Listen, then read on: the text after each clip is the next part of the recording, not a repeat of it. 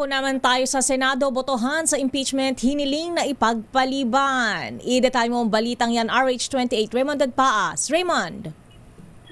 Mr. Mayor, hinimok ni Senador Francis Kiko Pangilinan na makasama ang senador ay pagpaliban muna ang botohan sa impeachment case ni Vice President Sara Duterte. Hindi matapos magkain ng motion for reconsideration o MR ang Kamara de Representantes.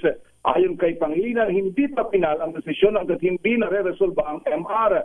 Mas mabuting ipagpaliban muna ang botohan sa impeachment, lalo na at 11 hanggang 20 senador na umano mula sa mayorya ang nakandang tumalima sa desisyon ng Korte Suprema. Pabor sa kanila na hintayin munang maresolba ang MR upang maging malinaw sa kanila kung ano ang desisyon ng kanilang susundin.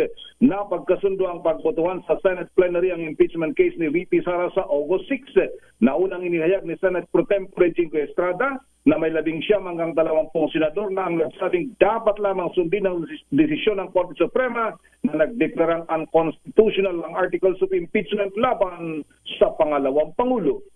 Ito si RH28, Raymond Agpaas para sa DZRH, una sa Pilipinas, una sa Pilipino.